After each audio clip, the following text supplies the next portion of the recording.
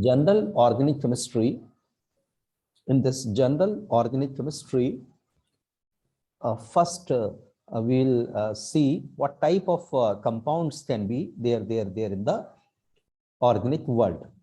Lemery divided natural chemical compounds into three classes based on their sources as compounds of mineral origin, that is inorganic. Inorganic means mineral. Inorganic means mineral, which is found in the earth crust. And compounds of vegetable origin, that is natural, plants. And compounds of animal origin, both are organic. This B and C both are organic.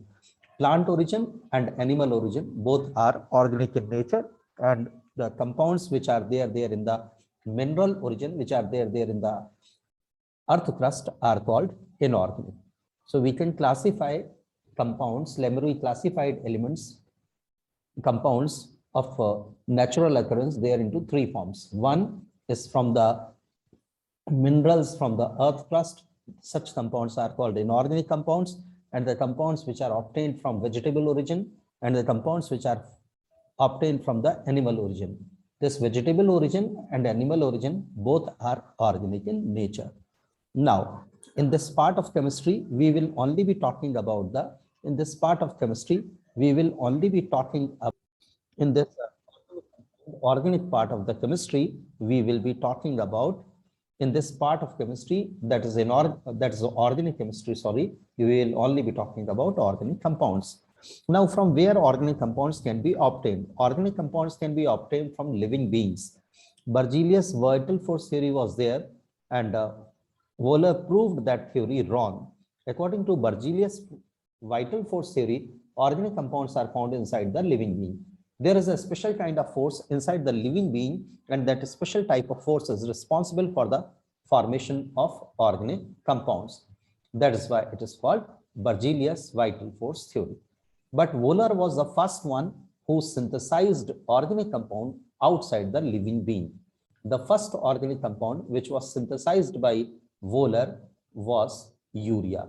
He synthesized it from ammonium cyanate. Ammonium cyanate. On heating, which is inorganic in nature, on heating, it isomerizes into urea, that is NH2CO, NH2, that is carbamide. That is carbamide, urea or carbamide, that's an organic compound. And this reaction is known as isomerization reaction, and this was done by Wöhler.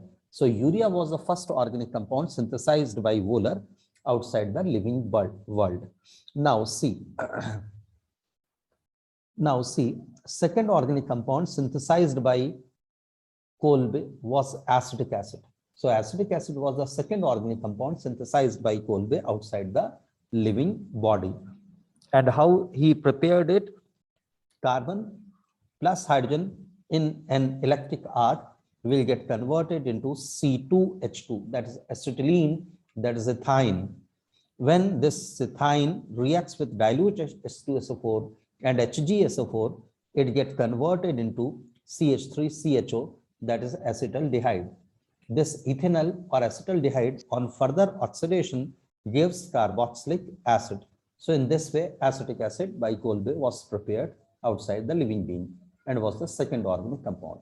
First, carbon reacts with hydrogen, and on heating will get converted into ethine. That ethine will react with water in presence of dilute H2SO4 and HgSO4 and will be giving us CH3CHO. This CH3CHO on further oxidation gives us carboxylic acid, that is ethanoic acid or methyl carboxylic acid or acetic acid or vinegar. Now see, third organic compound synthesized in lab outside the living world was methane. Berthollet did it. Berthollet formed methane CH4 outside the living being. So it was the third organic compound. Now see,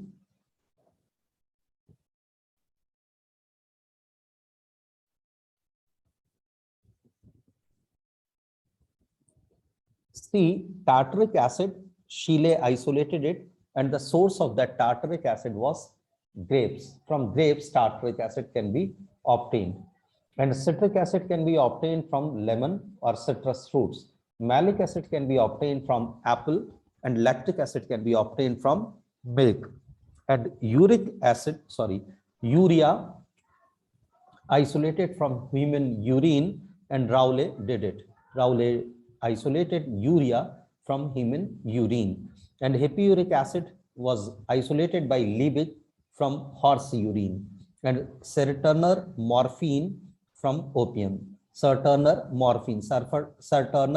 obtained morphine from isolated morphine from opium. So all these different acids or different compounds can be obtained from their natural sources. This was the first definition of organic compound, that Berzelius vital force theory, and was selected by Wöhler, that it is not only organic compound, it is not only nature from which organic compounds can be obtained, it can be synthesized there in the lab also. This was the outcome of the Wöhler concept. Now see what second definition was given for organic compound. Compounds of carbon with hydrogen, oxygen, nitrogen, phosphorus, sulfur, fluorine, chlorine, bromine, and iodine are called organic compounds. CO2 and CO are such compounds which are made of carbon and oxygen but are not organic compounds. These two are inorganic compounds. So this definition also proved wrong. And according to modern definition of organic compound, hydrocarbons and their derivatives are called organic compounds. Hydrocarbon and their derivatives are called organic compounds. See, CH4 reacts with chlorine to form CH3Cl. This reaction is oxidation reaction, because in this reaction hydrogen is lost and instead of hydrogen Cl will be added. So those reactions in which hydrogens are lost and electronegative elements are added, such reactions are called oxidation reaction. So this is oxidation reaction, and CH3Cl will be formed. Chlorination also and free radical substitution also.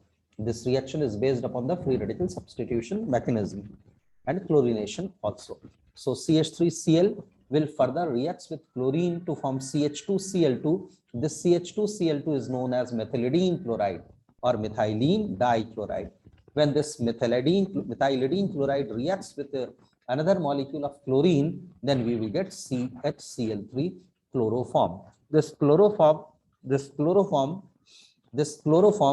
is, here it is written halothane. That's not the point. Chloroform, as we know, in European countries, chloroform is banned, but in India, it is still used in surgery. Refrigerators also. I'm not getting. Nothing, sir. So this CHCl3 is chloroform, which is used there in surgery for anesthetic purposes.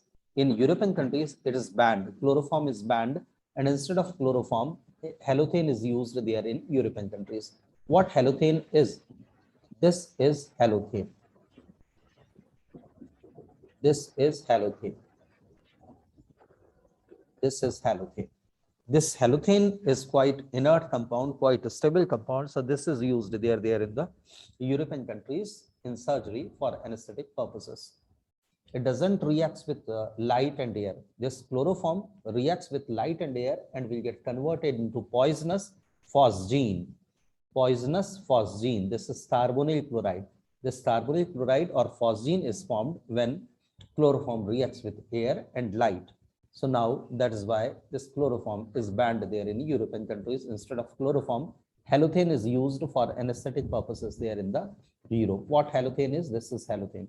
What is its IUPAC name? C1, 2. 2 bromo, 2 chloro. 2 bromo, 2 chloro. 1, 1, 1 trifluoroethane.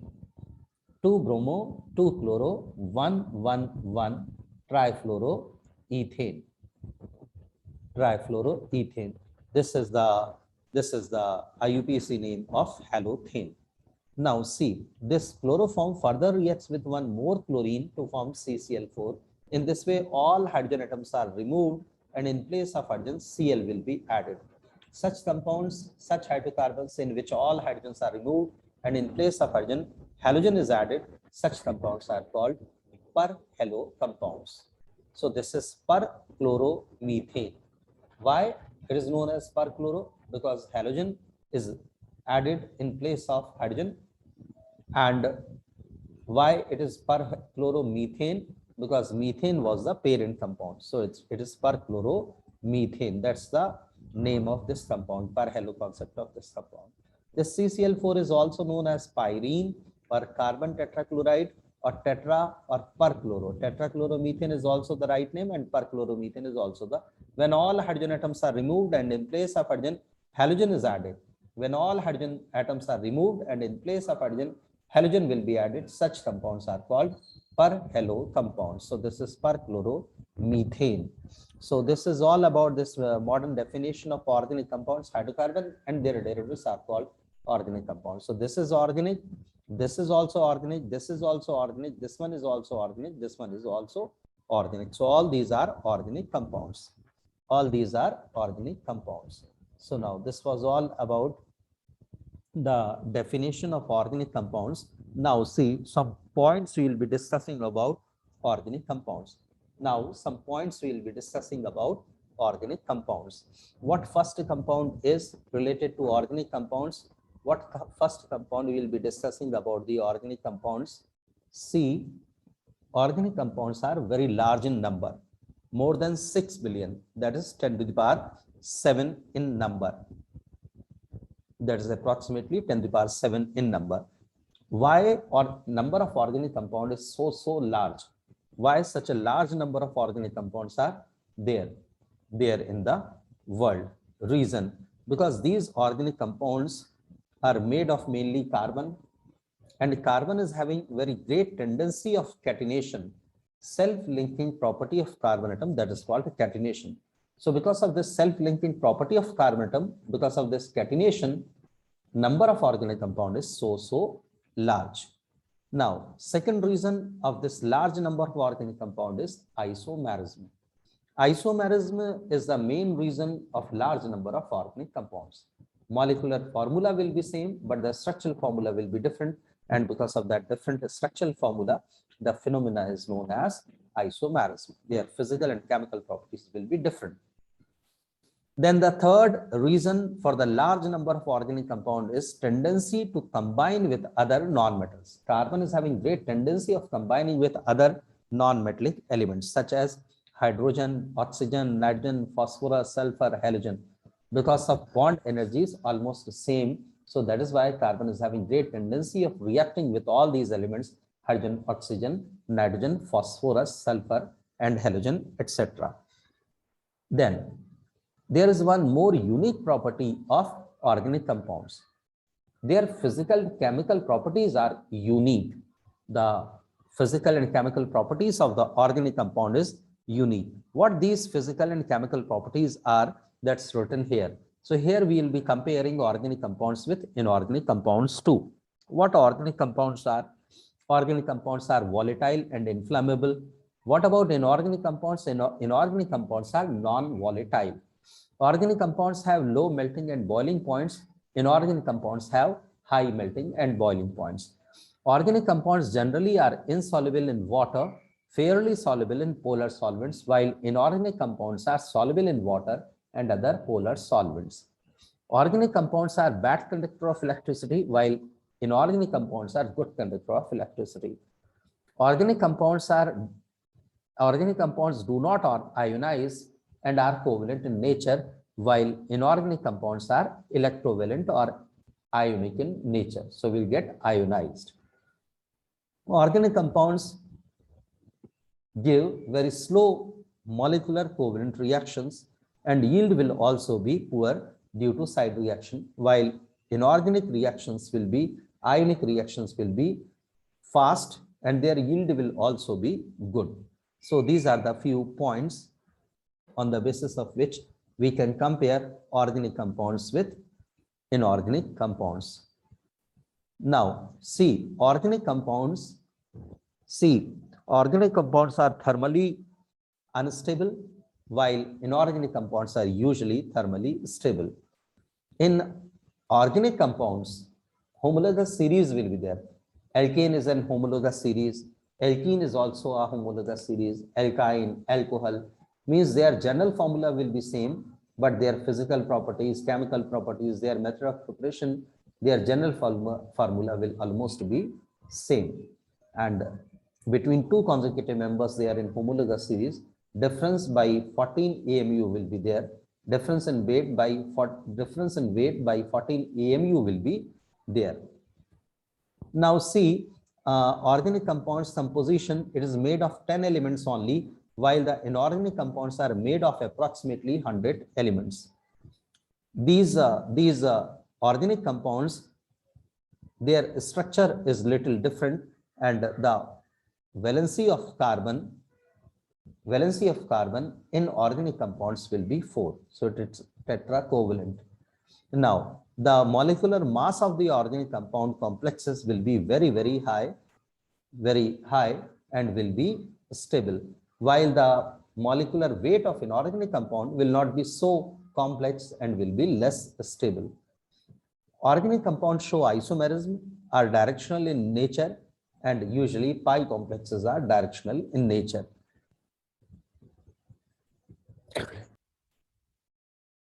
Now, the organic compounds are combustible and inorganic compounds are not combustible. Inorganic compounds are non-directional also, so do not show isomerism, but coordination compounds can show. Usually, organic compounds can be gases, liquids, or solids, but ionic compounds, inorganic compounds are generally solids. Usually, gases and liquids are not there. And this was organic and this was inorganic. Then what coordination compounds are? Coordination compounds are the link between organic and inorganic compounds. Coordination compounds are the link between inorganic and organic compounds. Some properties of inorganic compounds resemble with coordination compounds, and some properties of inorganic compound as well as organic compounds both resembles to coordination compounds. So that's the point. Now see, we can study this source of ionic compounds. What are the sources of organic compounds? See, organic compounds can be natural or can be synthetic. Organic compounds can be found in nature and can be synthesized. They are in lab also. They are in industries also. Now see, first we will be talking about the natural compounds. Natural compounds are 10% of total organic compounds, and synthetic compounds are 90% of the total organic compounds. Now see, natural organic compounds, which are 10% of nature, first is obtained from plants.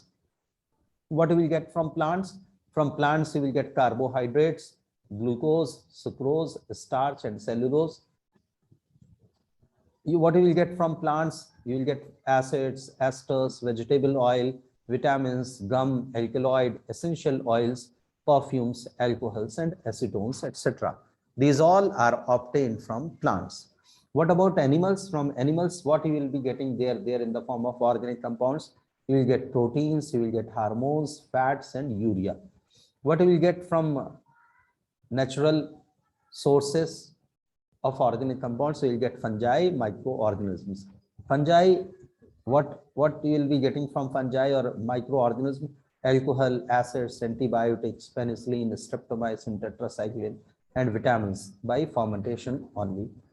Now see, you can obtain coal also from natural sources. That also contains organic compounds. Coal tar, that is aromatic hydrocarbon, phenol, dyes, drugs, heterocyclic compounds, perfumes, etc. Natural gas and petroleum can also be obtained from the natural organic compounds. Gasoline, that is petrol, kerosene, lubricants, Vaseline, paraffin wax, all these are natural gas and petroleum products. Now see what the last, this was all about 10% natural organic compounds which are found in earth crust, which are found in nature. Now remaining 90% of organic compounds are not present there in the nature, You have to synthesize them. They are there in the lab, in the industries. More than 90% known organic compounds are synthetic drugs, dyes, fibers, rubbers, vitamins from petroleum and coal. So these are the synthetic organic products. Now, what are the importance of organic compounds? This is the next point there in this sub-basic concepts of organic chemistry chapter. Now see,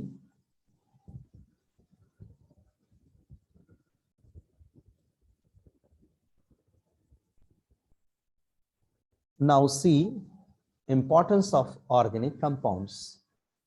First, food get digested there in your body or in animal's plant body. Food, what you usually eat in the form of there in the organic compounds, that is carbohydrate, proteins, vitamins, fats, and enzymes. Now see, clothes. Clothes are also made of organic matter, that is cotton, silk, wool, nylon, rayon, decron, etc. What about the soaps?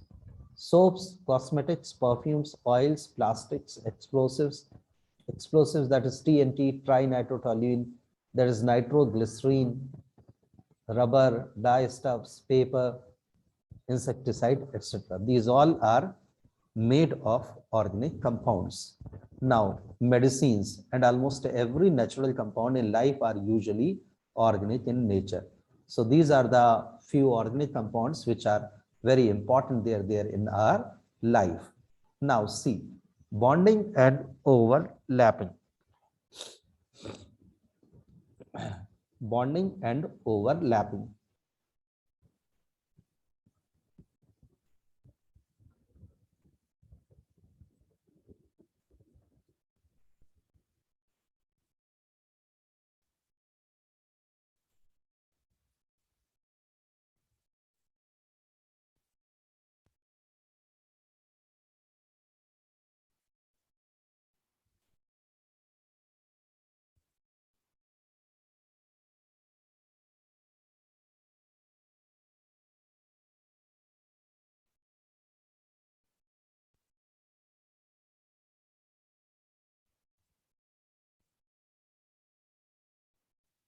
Is this visible? Yes, sir. Yes, sir. Okay, fine. Simultaneously, we'll compare this to NCERT to. Fine. So we'll be comparing this two so that we can come to know whether this all is there in our contents or not. See, catenation is discussed, self-linking property of carbon atom, and the branch of chemistry in which we study about the organic compounds, that is called organic chemistry. This is we have done there in the mole concept. Not only organic chemistry, medicinal chemistry, inorganic chemistry, qualitative chemistry, everything is done. Then general introduction. In general introduction, this is done. NH4CNO on heating will give you NH2CO, NH2. We discussed so many things now. That isomerization reaction, this all is already done.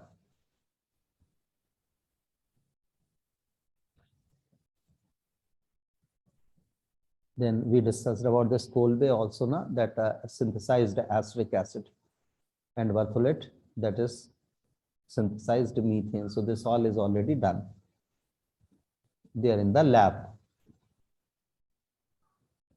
Now see, the valency of carbon is tetracovalent. Carbon is tetracovalent in nature. Carbon is having 4 valency, and its shape will be like this. Its shape will be like this. This is tetracovalency of carbon. So its shape will be tetrahedral. Its bond angle will be 109.5 degree. Bond angle will be 109.5 degree, and bond length will be 159 pm. Bond length will be 159 pm, picometer. So now this all is already done. You can go through this all, and if I have not done something, you can just let me know.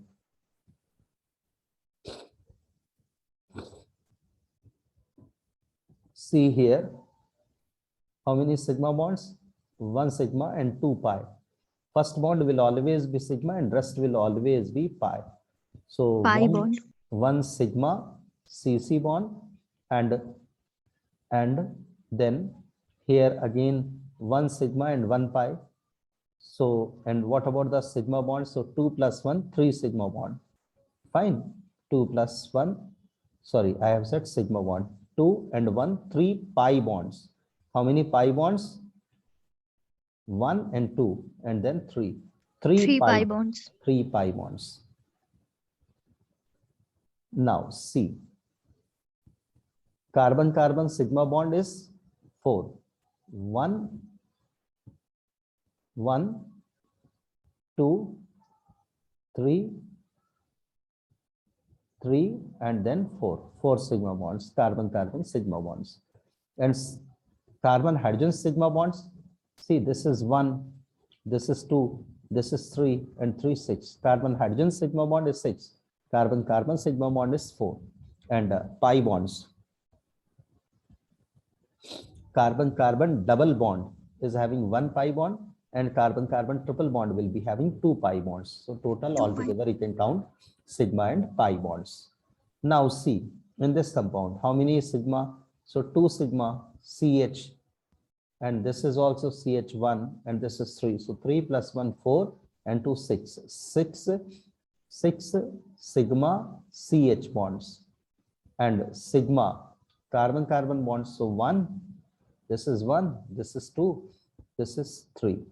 So that will be 3. CH bond is already done. Carbon double bond C double bond C. How many C double bond C? This is 1 and this is 2. So total 2 are there. So like this, we'll be doing all these questions. Like this, we'll be doing all these questions. And you should do this also, SP3, SP2, SP1, etc. And if you have any difficulty, you can ask me. Fine. Yes, sir. Okay.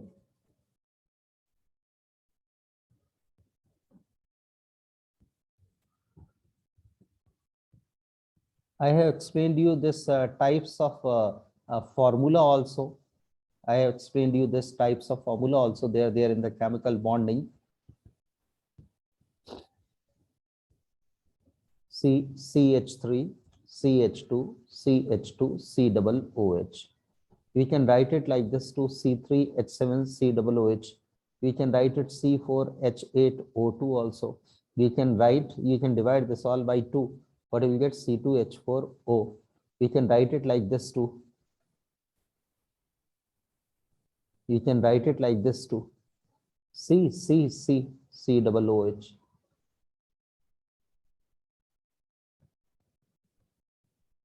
C double OH. You can write it like this too. CH3, CH3, CH2, CH2, C double bond O, OH. We can write it like this too.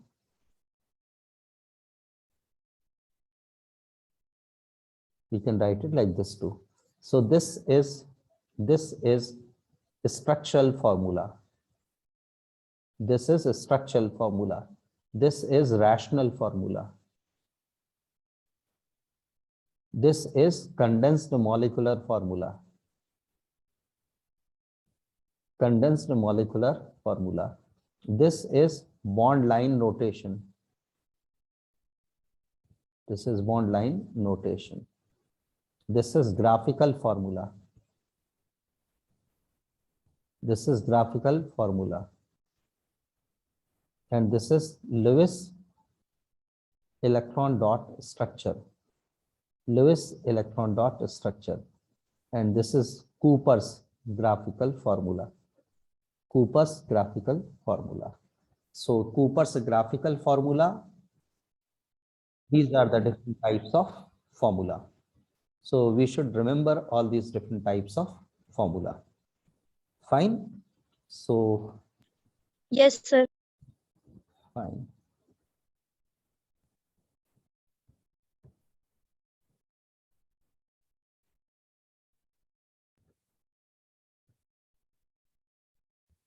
So till here only we will be doing today. Tomorrow we will continue the same. Fine. Tomorrow we will continue the same. Yes, sir. Fine. Okay, fine, beta. Fine. Thank you. Have a good day. Good night. Thank you. Okay, fine. Sir Sunday को exams conduct होंगे? हाँ, Sunday को exam कर लेंगे। अगर आप लोग interested रहोगे तो संडे के बजाय सैटरडे या मंडे कर लेंगे, क्योंकि संडे एक्चुअली में मैं ट्रेवल करता हूँ, Yes, तो sir. फिर नहीं हो पाएगा। तो मंडे ट्यूसडे रख लेंगे किसी दिन, ठीक है? मंडे या सैटरडे जो भी कन्वीनियंट हो। फाइन।